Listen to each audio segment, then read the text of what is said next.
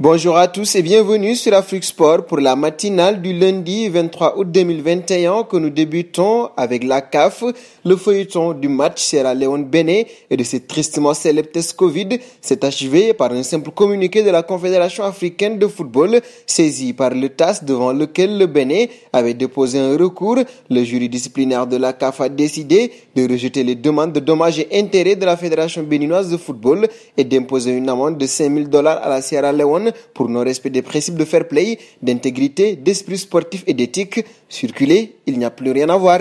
Parlons pré-saison en Afrique, l'AS Maniema Union de Kindu s'est imposée par la plus petite des marques devant la formation rwandaise de l'AS Kigali en match amical international. Cette rencontre s'est disputée à l'Umanganda Stadium de Gisenyi. Les unionistes, qui n'ont pas seulement réussi à prendre le dessus sur leurs adversaires en inscrivant 15 minutes après le coup d'envoi l'unique but de la partie par l'entremise de Rodrigue Kidwa servi par Maxi Mpia Vengeli, mais aussi montré un bon visage dans cette rencontre avec une belle prestation sur le plan collectif. C'est là une bonne entame de préparation de la saison. Un pas auprès de Mohamed Salah désormais. Son contrat avec Liverpool court jusqu'en juin 2023. Mohamed Salah se rapprocherait tout de même d'une prolongation. Les discussions ont commencé depuis quelques mois mais n'ont pas abouti jusqu'alors.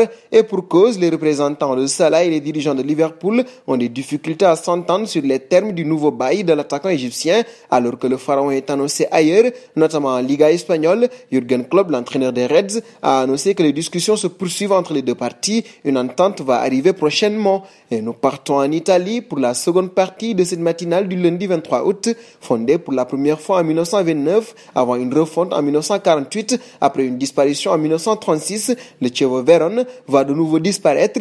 Le club était pourtant proche de monter en Série A il y a quelques mois, éliminé en phase finale par Venise pour l'accession, mais des irrégularités financières l'ont d'abord plongé vers la Série D. Il fallait ensuite un repreneur pour relancer le club pour la saison 2021-2022, mais aucun accord n'a été trouvé malgré un consortium mené par le joueur le plus capé du club avec 515 matchs, Sergio Pellissier. Il y a 15 ans, le Chievo Vérone jouait un barrage pour disputer la Ligue des Champions et aujourd'hui, il n'existe plus pour cette nouvelle saison. Un passage en Espagne, la saison débute difficilement pour le Barça. Surtout, le club a perdu ses deux titulaires en défense centrale pour les prochaines rencontres. Eric Garcia a pris un carton rouge en fin de rencontre et sera donc suspendu. En première période, son compère Gérard Piqué avait dû le quitter après s'être blessé. Dans un communiqué, le Barça explique que le Catalan souffre d'une élongation du muscle solaire. Cette blessure devrait le tenir éloigné des terrains pendant environ 3 semaines. Et nous terminerons à la Juventus, sous contrat avec la Juve jusqu'en 2022. Cristiano Ronaldo aurait demandé de ne pas débuter contre Udinese hier